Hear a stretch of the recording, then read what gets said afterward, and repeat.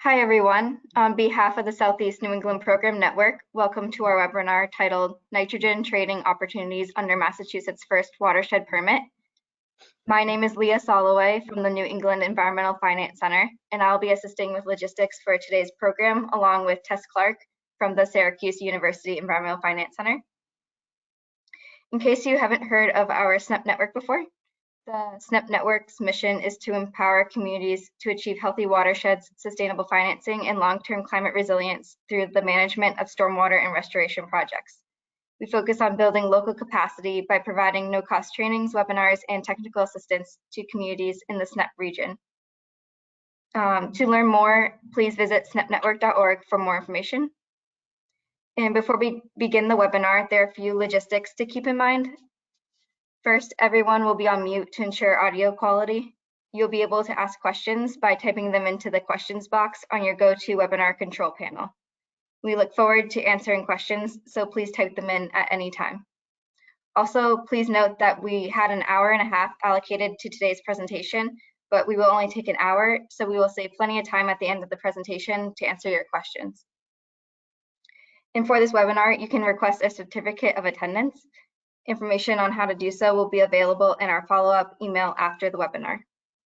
We also have closed captions available for today's webinar. And to view the closed captions, please click the link that I will put in the chat. And on that note, I'd like to hand things over to our lead presenter, Michael Gicke with Wright Pierce. And thank you so much, Mike, for being here today. Okay, good morning to all. Thanks for tuning in. Give me a second. The topic today is nitrogen trading, and specifically in a beautiful place called Pleasant Bay on Cape Cod. My firm, Wright Pierce, has been a technical consultant to the Pleasant Bay Alliance, the entity that provides services to the 4 towns in the watershed. And I believe Carol Ridley, the coordinator, is on the call today as well. So in overview, I want to talk to you about a feasibility study for using nitrogen credit trading in this watershed to help reduce the costs of complying with nitrogen-based TMDLs. The project is on Cape Cod, and we'll talk about that in length because that's important. And the framework here is a watershed permit, the first of its kind issued by MassDEP, and that really provides great structure for this project. I'll tell you how the 4 towns in the watershed decided to share the nitrogen removal responsibilities dictated by the permit. We'll talk about the cost for the technologies that the towns are intending to use to meet their TMDLs. And we'll talk about how those help drive the possibility of credit trading. I've got some math to show you on how a sample trade might work out and what the potential cost savings would be. And I'll conclude with some discussion of how this project could be applied elsewhere. So for I see in the attendance list, we got mostly New England people, but some from outside the region. Cape Cod is that spit of glacial outwash sticking off the southeast corner of Massachusetts. Most people recognize it looking like an arm with with flex at the elbow. And this project, Pleasant Bay, is located at the elbow of the Cape. Now, if you look at this beautiful aerial photograph, you can really learn a lot about the Alliance and the Bay. The shots taken over Orleans, looking to the south, Chatham and Monomoy Point are in the background. Important to recognize that Barrier Beach, that is the transition between the Bay and the open Atlantic. And in this particular photo, you can see, if you can see my cursor, you can see a breach here just off Chatham and another one to the south of Chatham. Those links with the ocean change with the season and the years, and that's a major influence in the adaptive management approach that the towns are taking to reduce the nitrogen loading and restore water quality. But look how complicated the shoreline is. You can see the shoaling, so they're both deep and shallow portions of the bay. There's a great deal of waterfront, a complex circumstance. So here's the bay in showing the area of the bay at about 10 square miles. Its watershed is about 25 square miles. There are 4 towns. This part of Massachusetts, the political entities of towns, and Chatham is in the south, Harwich and Brewster to the west, Orleans to the north. All of these towns are largely without public sewers. There are almost 10,000 developed properties, and virtually all of them are on private septic systems. The Mass Estuaries Project that did an evaluation of this bay published a report in 2006, which is very important to establish the nitrogen removal requirements. You'll know that there are 19 individual sub-embayments, and each one of them has a separate nitrogen-based TMDL, so it's complicated. The Pleasant Bay Alliance is a regional entity that deals with resource management in the bay, focused on this area of critical environmental concern, and a organized, effective, and well-received entity, which is one of the reasons why this watershed permit works. So the Mass Estuaries Project estimated the nitrogen load coming from the watershed to Pleasant Bay. And again, no, there's no these are all non-point sources. There's no point sources of nitrogen going to the bay. And if you look at all the nitrogen sources based on their attenuated magnitude, septic systems represent 3/4 of the total. Stormwater runoff at about 10%, and the rest lawn and garden fertilization. So that 2006 evaluation by the Mass Estuaries Project determined that at that time, the attenuated load reaching the bay was about 48,000 kilograms per year. That same study established the threshold loads at which receiving water quality goals would just barely be met. And that's about 31,000 kilograms per year. So you subtract the two and you see we have a nitrogen removal requirement of about 17,000 kilograms per year of attenuated nitrogen load. Now that's bay-wide, recognized as 19 sub-embayments. 3 of them have no nitrogen removal needs. That is, the current loads are well below the thresholds for those embayments. The 6 largest embayments account for about 70% of the overall nitrogen removal requirement.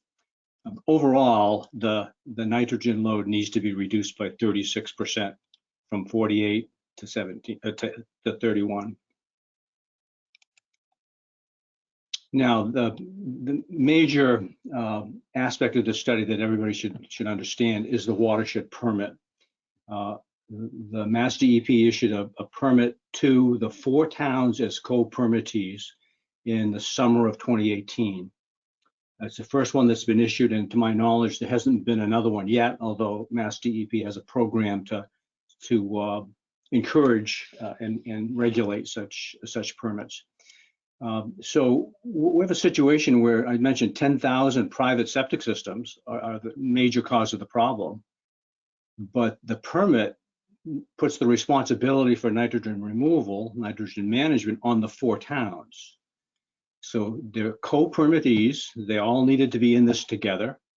The permit at its heart is an implementation schedule that says how much nitrogen will be removed in each of 4 5-year segments. It's a 20-year permit, and how much of that removal will occur within each town. Now, adaptive management is the heart of this program, and DEP has said the commitments that the towns made for that first 5-year segment in the permit are binding. The requirements for removal in the later years can be modified as to the technology to be employed or their timing. And every 5 years, there's intended to be a revisiting of those requirements in the classic adaptive management approach. So why would towns do this? Why would a town take the responsibility for all those private septic systems? Well, there's always been the threat of some sort of regulatory enforcement for this situation, whether it be DEP, EPA, or maybe even a third-party entity. So the permit offers to the towns as a carrot, so-called enforcement forbearance. In other words, DEP has said, we're not gonna go after you for failure to meet receiving water quality goals if you comply with this permit. The major implementing step is an annual report that's required each summer. We've completed 3 of them, just starting work on the 4th.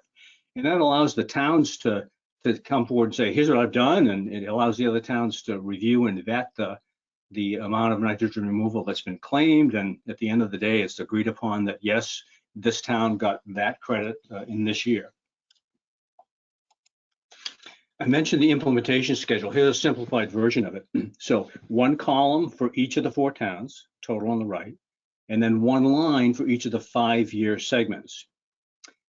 If you look across the bottom, in the lower right-hand corner, there's that 17,700 kilogram per year removal need. And you can see Brewster is on the hook for a little over 2,000 kilograms per year, all the way up to Orleans at about 7,000. So the towns have said, here's how we're going to meet our individual requirements. In years 1 through 5, Brewster's going to do most of its removal. Harwich will be carrying its water in the first 10 years. So this is the plan that will be modified every 5 years. The upper right-hand corner shows about 4,900 kilograms per year, which is that's the target for at the end of year 5, and we're 80% of the way there in time. So remember that 4,900 number, and also the 17,000 kilogram per year removal need. So last year's annual report had this bar chart. We have it in every report, and it helps let people see where we are. The height of the bar is the nitrogen removal in kilograms per year, and I'm showing 3 scenarios here. What existed at the time of the permit, and indeed some of the towns that implemented removal technology to the point of 1,700 kilograms per year of removal. At the end of the 3rd year, the focus of that 2021 annual report, we'd accomplished almost 3,600 kilograms per year, or maybe 75% of our total need of 4,900. And the projection is that we'll be about 10% over that 5-year goal at the end of 2023, another 15 or 16 months. And this slide also shows, with the hatching within the blue bar, the importance of the sewering project underway in Harwich. You can see most of the ability to get to that 5-year goal is tied up in Harwich's sewering program. So the towns, the charts I've showed you show the total nitrogen removal towns are proposing, but they're also committing themselves as to how they're going to do it. And there are 6 technologies that have been proposed. All the towns are implementing residential fertilizer controls to remove nitrogen. Brewster is undertaking a pretty aggressive program to reduce fertilizer use at its municipal golf course. Chatham, Harwich, and Orleans all have public sewers as part of their programs. Shellfish harvesting is occurred in a trial basis in Orleans and Lonnie's Pond. Orleans also proposes to use permeable reactive barriers, PRBs, for additional nitrogen removal. And 2 of the towns at the beginning had, as part of their program, on-site denitrification systems, which I'll call here IA, or innovative alternative systems. So a mix of technologies. The darker blue I've used to represent so-called non-traditional approaches, and the lighter blue to be traditional. And that's an important distinction in the watershed permit, because if a town proposes a non-traditional technology, one that is still perhaps unproven or requires additional monitoring and oversight to move forward, those non-traditional components of a plan have to be backed up by a traditional standby plan. So there's an added cost and administrative matter for towns that want to use non-traditional technologies. And it's been well recognized over the years that there hasn't been any real way for DEP to permit a permeable reactive barrier or an IA system or the like. So the watershed permit provides DEP the ability to authorize and regulate those non-traditional measures, which otherwise are not covered by an existing program. Let's talk a minute about my cost estimating approach. It's pretty traditional. All of these technologies or approaches have a capital cost. money spent up front for construction, engineering, legal costs. And we converted that into an annual cost by using the term debt service, the amount of principal and interest payments that a loan would entail for a given capital cost.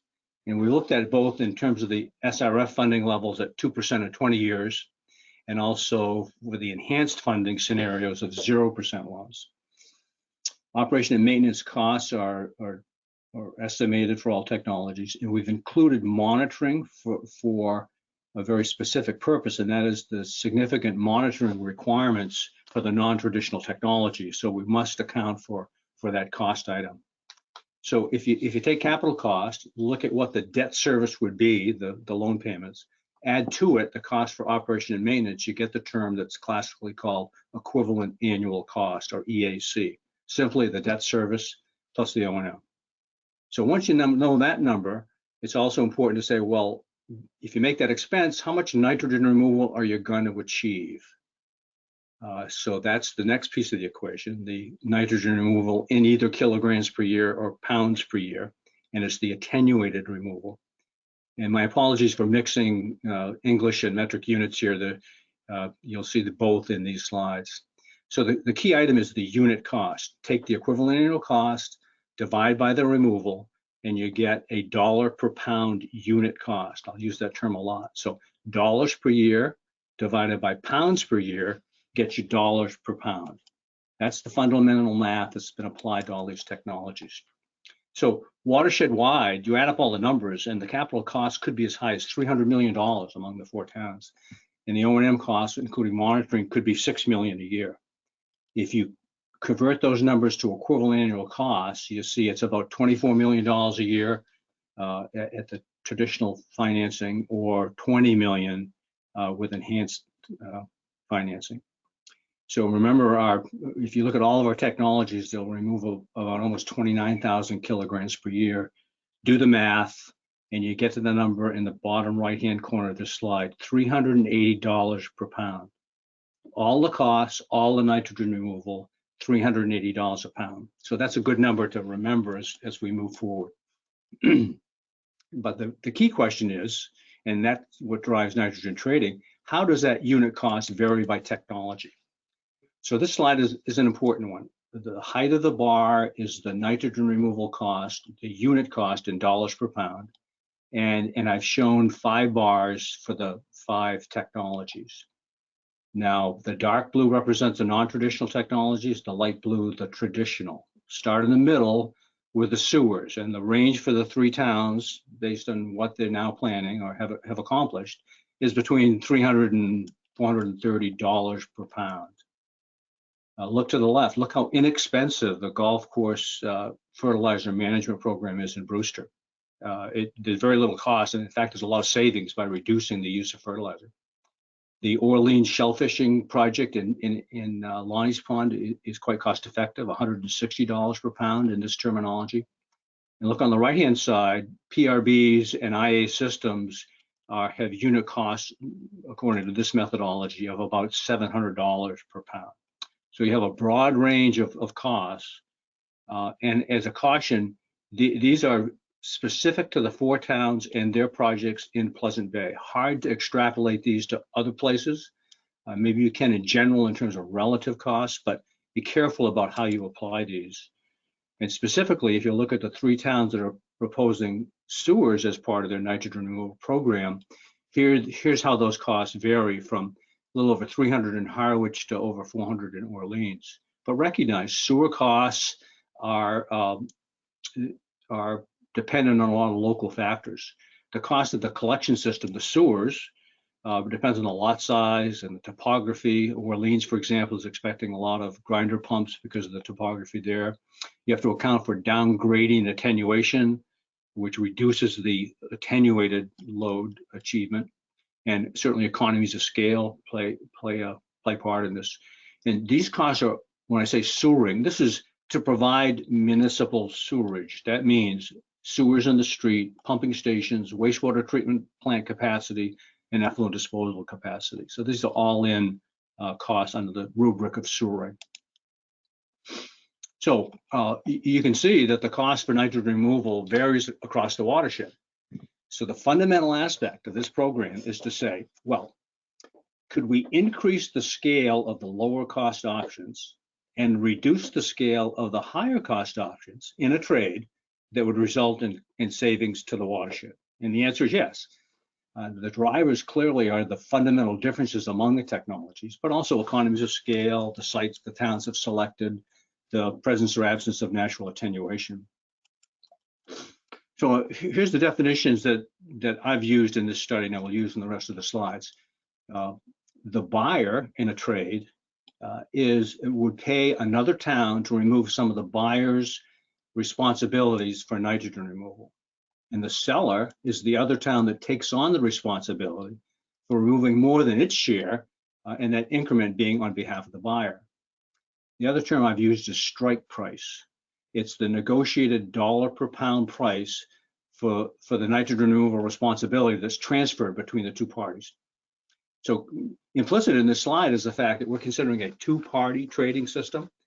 Many people may be aware of the program that's in place and has been successful in Connecticut along Long Island Sound, where it's a three-party system. The nitrogen bank is established by the state, and communities that can implement nitrogen removal beyond what the requirements are can sell that removal to the bank, and the bank will then pass it on to the town that needs the additional responsibility.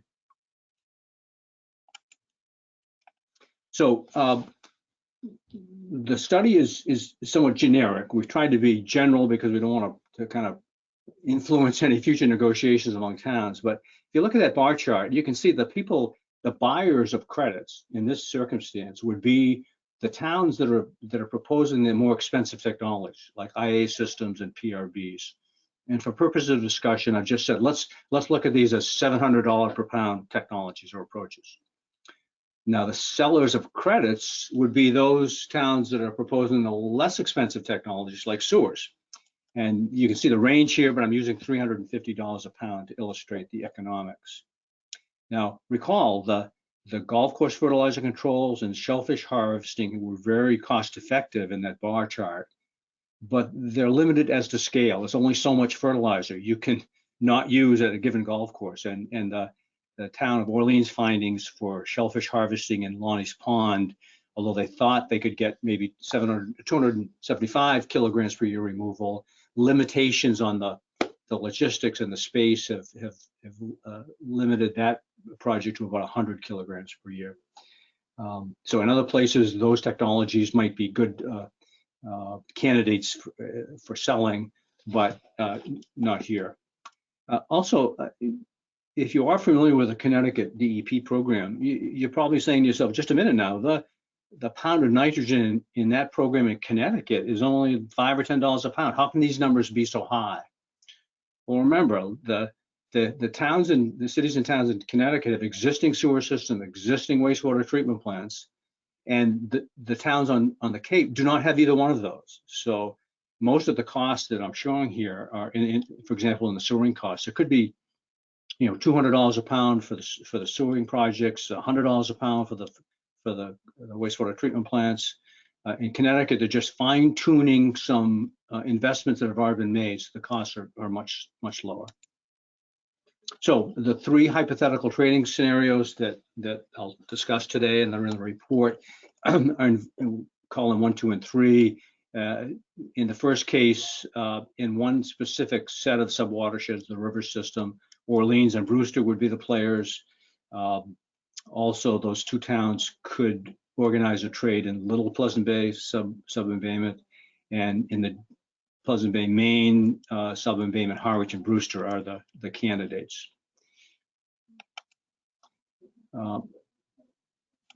Note that the trades that I'm talking about here are all within a given sub-watershed. And going back to this slide, we have 19 sub-embayments, each with separate TMDLs. If you look at, let's say Orleans needs to have a low-cost method of removing nitrogen up here. If it were to try to team with Chatham, very close to the breach in this picture, for every pound of capacity that Orleans might need, Chatham would probably have to provide 5 or more pounds. So the equivalency factor is very important. And in this study, we've tried to simplify things by looking at scenarios that are all within the same sub-watershed for that reason. So we looked at 3 different scales. In the first scenario, it's 100 kilograms per year between Brewster and Orleans. The second scenario is a different location, 500 kilograms per year between those 2 towns. And then the third scenario, which I'll talk about in some detail, is 1,000 kilograms per year between Brewster and Harwich. Geographically, here's where those are located. The blue arrows here represent the transfer of nitrogen removal responsibility. That's the essence of the trade. One town takes responsibility for more nitrogen removal than it's fundamentally contracted for on behalf of the other town. I could do the same slide here with green arrows going in the other direction, the movement of money. So this shows you what these 3 scenarios involve. I want to go through scenario 3 as an example. So Brewster was looking at a program of on-site denitrification systems on 320 homes in one part of its Pleasant Bay watershed. And the cost estimates are about $700 per pound to do that. Now, at the same time, Harwich's sewer system looks like it's costing about $320 a pound. So for talking purposes, I've said, what if Harwich could expand its sewer system beyond what Harwich needs, and to do so at $350 a pound? And if the 2 towns could agree on a trade with a strike price in the middle, 525 pounds, they would then essentially equally split the savings associated with the trade. But the essence of this is as follows. Brewster would pay for an expansion of Harwich's sewer system, avoiding infrastructure projects in Brewster. Harwich would expand its sewer system at no cost to Harwich. Brewster saves money by avoiding the higher cost alternative, and Harwich earns what I call a premium to support its overall nitrogen project or nitrogen removal program. So from the buyer's perspective, shown in green here, Brewster for 1,000 kilograms per year at $700 a pound would expect to spend $1.5 million per year in equivalent annual cost. Remember, that's 20 years, each year for 20 years.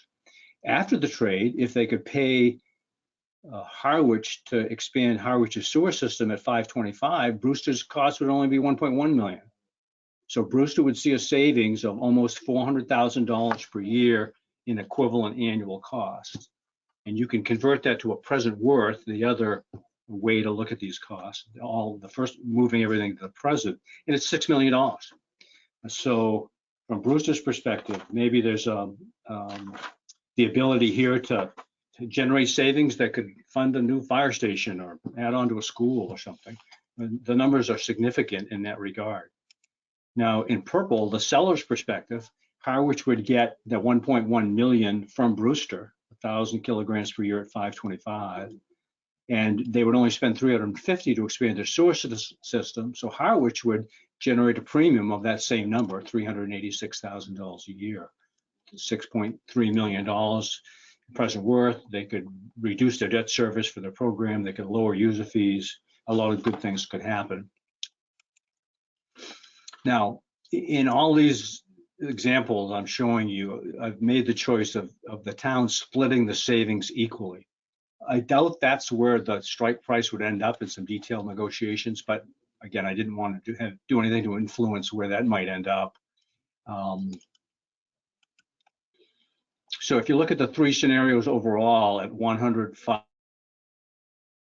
a year, you can see the annual savings and equivalent annual cost, or on the right, the equivalent, the present worth, another way of stating the same thing.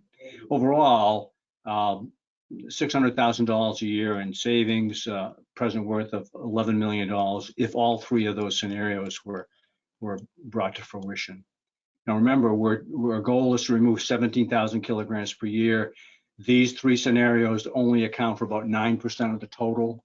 Not that there aren't other scenarios, but I think one take-home message is these trades aren't gonna completely reverse all of the costs now on the table. If you look just at the pre-trade costs watershed-wide, this is about 3% of the total. But in terms of those towns and their specific projects relying on those non-traditional technologies, the savings about 14%. Now, the report that I hope you all get a chance to look at has not just the evaluation of costs and the hypothetical trading scenarios. There's several pages talking about non-cost considerations. Now, the towns have signed on to a watershed permit, so should they agree to shift responsibility from town A to town B, that would necessitate a change in the watershed permit. And since the watershed permit has 4 permittees, then all 4 towns would need to agree. So I don't think there's a major issue, but it's a procedural thing that would have to be addressed. The premise of this study is that towns would enact or implement a trade through intermunicipal agreements, IMAs. IMAs are widely used and with some success among these towns for sharing municipal services and costs. So that's the focus of this study. You have to consider grants and loans. If the grant and loan eligibility of each technology is the same, it's not much of a matter, but it's conceivable that some of the technologies might garner higher percentages of funding, and that all needs to be worked out in that determination of the strike price. I mentioned equivalency factors. We've kept it simple here by looking at trades within the same sub-watershed, but if they are more widespread than that, then we would need to consider equivalency factors, which is no small matter. The 17,000 kilogram per year removal requirement is based on loads that existed in the early 2000s. So the TMDLs require not only 36% on average removal of those loads, but 100% removal of the growth since then.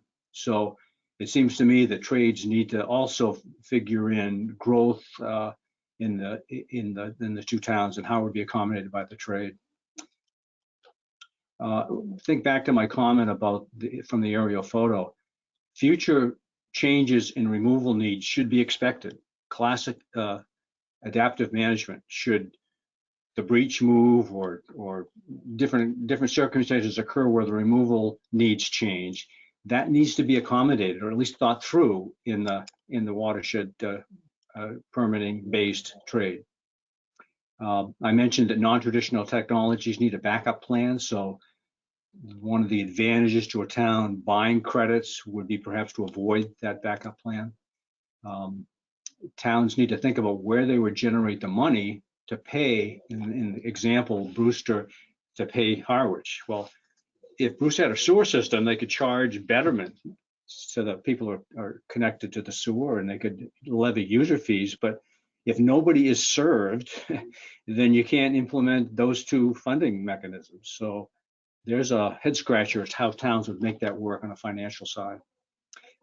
Public perceptions are very important. This is a section of the world where public interests are laid on the table and actively debated, and so the public perceptions and input on these trades is critical.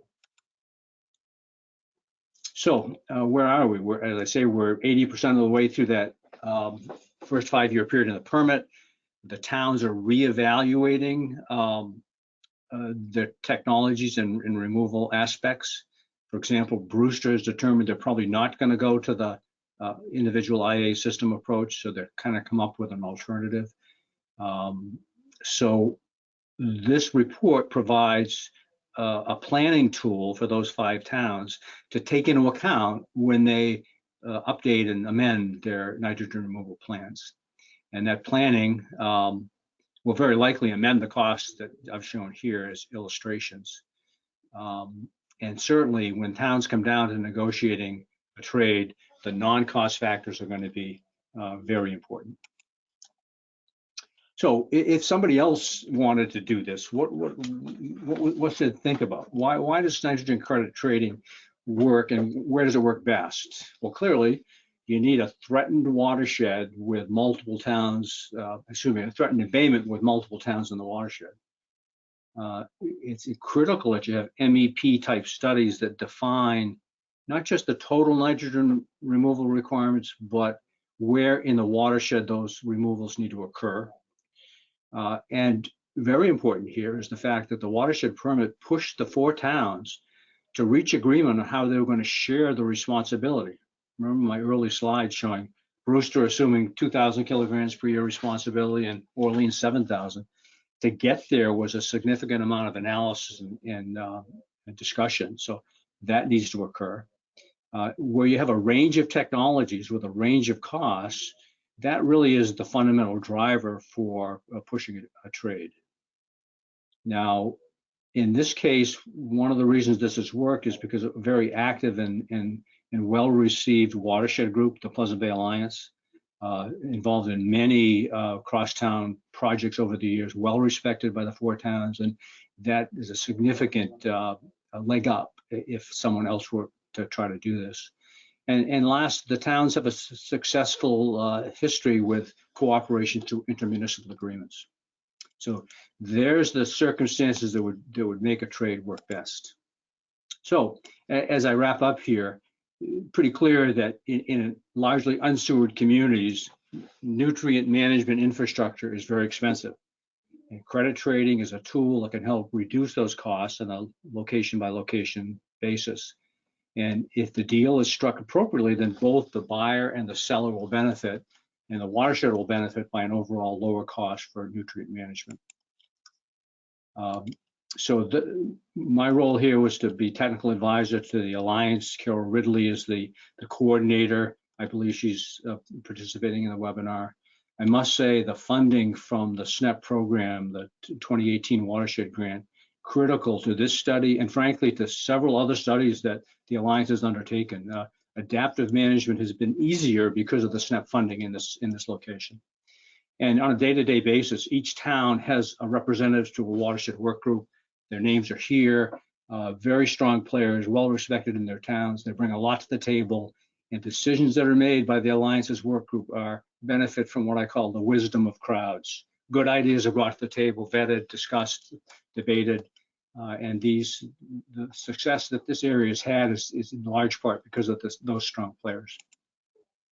So now I'd invite you all to look at the full report. It's about a 25-page report. The location on the Pleasant Bay Alliance's website is here on the slide. There's a lot more to the study than I was able to summarize today, and if you're interested, you should certainly call that up. Here are my contact details and those of Carol Ridley. More than happy to answer questions both in this webinar, but through emails later if necessary. And with that, I'd be pleased to entertain questions. Great, thank you so much, Mike. And I do believe Carol is in attendance. And Carol, if you would like to be a panelist, I have extended the invite to you. We'll hold tight for a little bit, and you can let us know via chat whether or not you've received it. So before we get deep into the questions, just to let you know that this webinar is being recorded and it'll be posted on the SNEP Network website for those that are interested in sharing it with others. And like Mike said, the report is available through Pleasant Bay Alliance. The slides are not yet available for this webinar, but may be in the future. So keep in touch with us if you're interested in those. All right. Okay, so here are a few questions. The first question we got had to do with if you thought it would be possible, Mike, to break out any of the costs required for monitoring non-traditional technologies just in the future. Sure. I made reference to the fact that the SNEP has funded some other programs. I think one of the most important ones is an evaluation of the applicability and cost of on-site denitrification systems. And that report, the so-called Task 1A report under the 2018 grant, is available at the Alliance's website. And in that, there's a very detailed estimation of cost to build, operate, maintain, monitor these IA systems. And in fact, there's a sensitivity analysis presented to say, what if the monitoring requirements were 20% less or 10% more, or monitoring costs are very important in those non-traditional technologies, and we attack that in that report to say how important are they. So with respect to that non-traditional technology, that's well documented. Less so in the others, but certainly if you want to reach out, we can try to get that information for you. Great. Okay. And moving on, the next question is, will the price of the credits change over multiple years? And is that an agreed upon amount or a natural increase? Wow, there's a good implementation question. It would seem to me that built-in escalators or means to modify year to year trading prices would be critical. I can see lots of reasons why, lots of ways I would do that, and it just seems to me that a good example where this generalized presentation on scenarios hasn't gone to that depth, but boy, I would think that would be necessary to make this work. Fantastic. Okay. All right. And so the next question is a little specific. So if we can't cover this one completely, we can always do some digging around after and get back to this attendee. But the question is, was the fertilizer reduction in pounds and the associated cost with both the golf course and the town bylaw enactment? And if both, can you speak to a few specifics about the requirements in the policy? Okay, let's start with the municipal fertilizer control regulations. And this is a policy decision that's been made by DEP. The Mass Estuaries project identified both golf course and residential lawn fertilizer use and attenuated impacts on the bay. And so there's a number of kilograms per year associated with each town.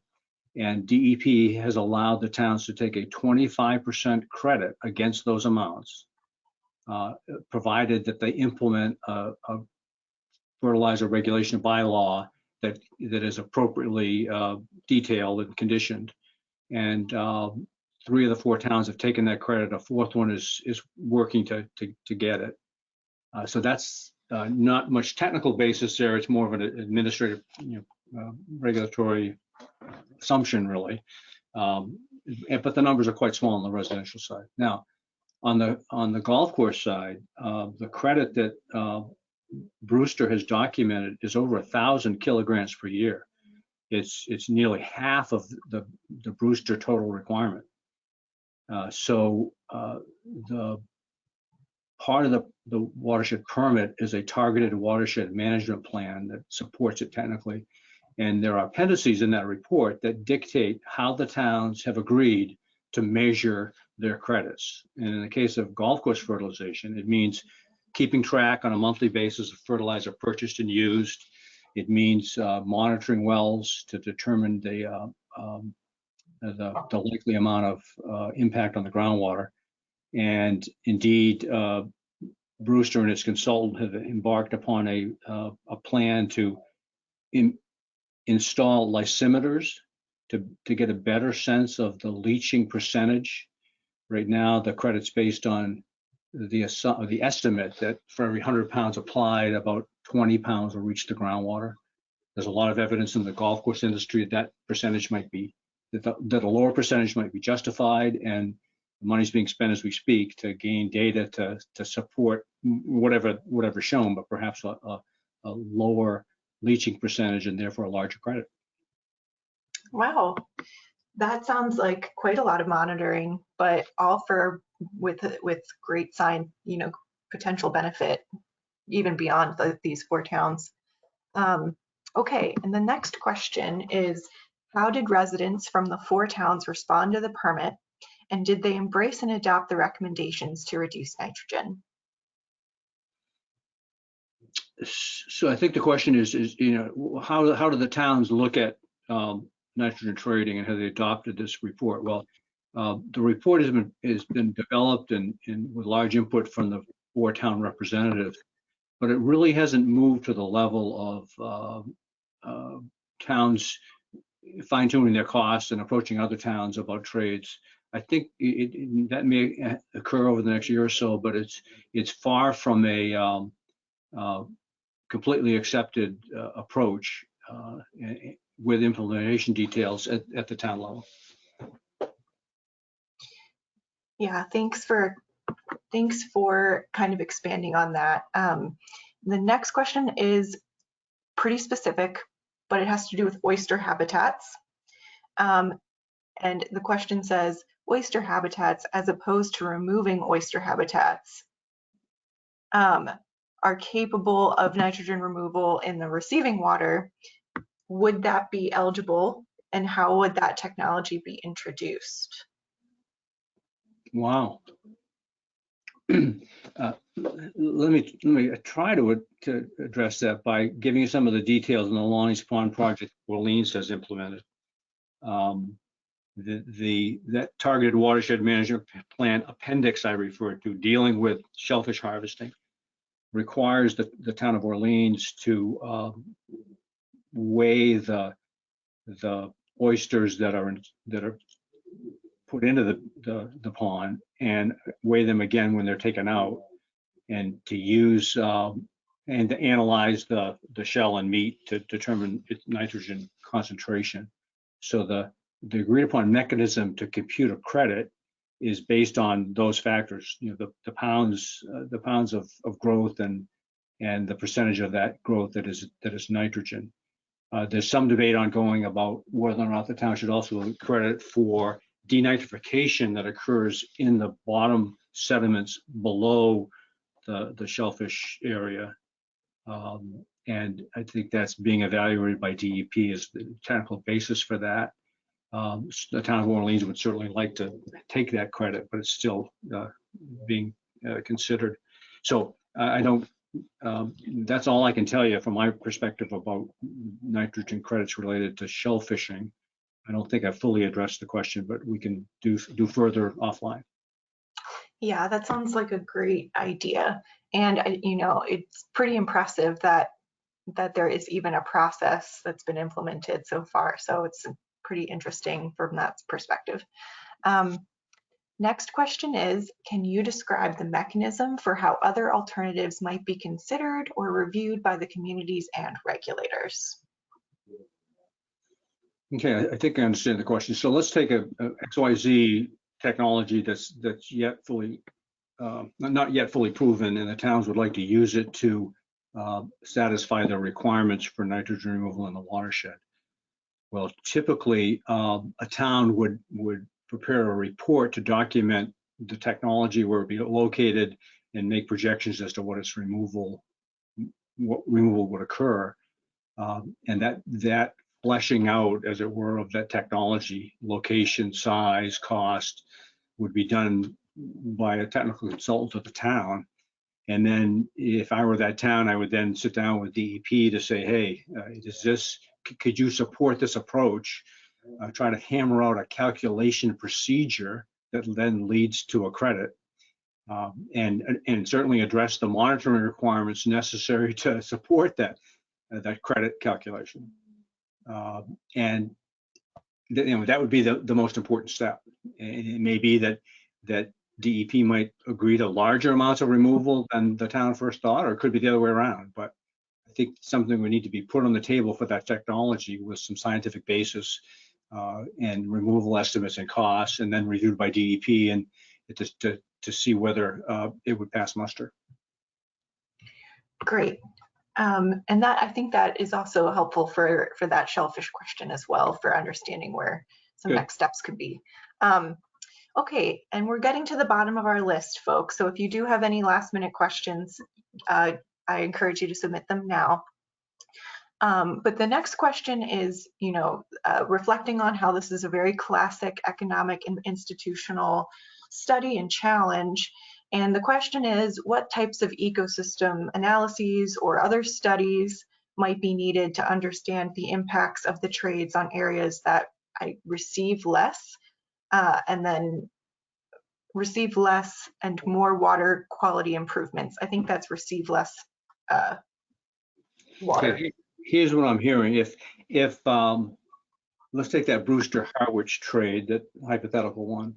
If nitrogen if the same amount of nitrogen is removed, but in a different place in that sub-watershed, should we worry about what the ecological impacts are of removing, of transferring that removal? I think that's what I'm hearing. And well, let's go back to my comment about equivalency factors. The way the MEP model is established, the TMDL is set for a given sub-embayment. The watershed to that sub-embayment, or the sub-watershed, may cross a town boundary. The model doesn't care in terms of the modeled impact. The model doesn't care whether all of the nitrogen occurs uniformly across that sub-watershed or all in one town or all the other. So that's why we can use an equivalency factor of 1 in these scenarios that I've laid out. So I think where this is going is that, is it conceivable that we should think about maybe smaller sub-watersheds, or challenge the assumption that it doesn't matter where within the sub-watershed the removal occurs to get the same amount of benefit in the water column? I think that's what I'm hearing. Yeah, I think you hit the nail on the head, and it is a good kind of thought to leave hanging for folks to chew on after we conclude here. Okay, I think we've got one last question, and this question is, have you heard anything about the towns maybe implementing mycofilters, i.e. mushroom or mycelium filters, as a potential nitrogen removal technology? Simple answer, no.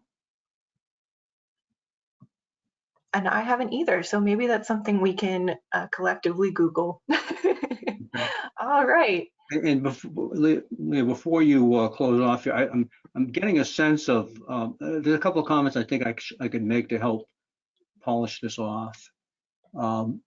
Stepping way back, the requirement here is to improve water quality.